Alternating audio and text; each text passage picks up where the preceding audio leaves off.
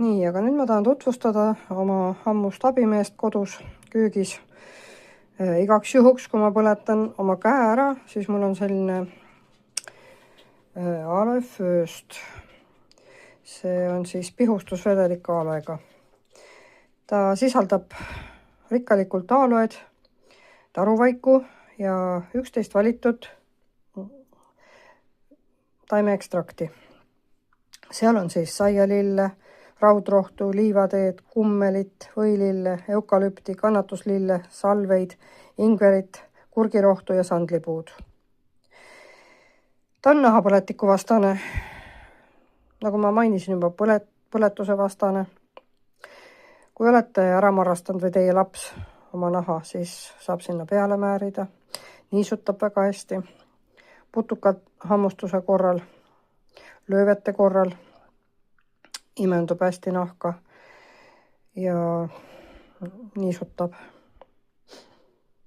Leevendab valu depilatsiooni järel ja juustele. Enne värvimist kaitseb peanahka ja juukseid. Või siis on ka juuksekasvuks, kui peanahale pihustada ja sisse hõõruda. Mida veel head tema kohta ütelda? Ta on selline hapukas, teda võib suhu lasta. Kurguvaluga olen mina endal lasknud teda.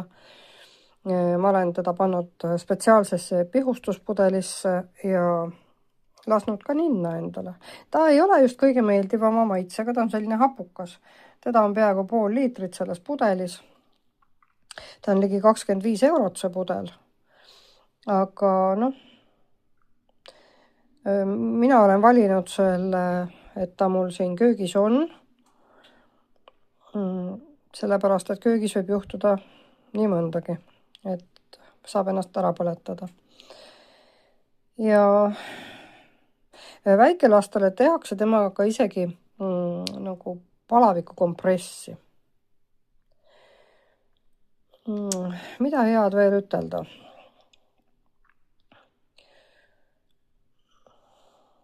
Alandab limaskestade turset. Ja.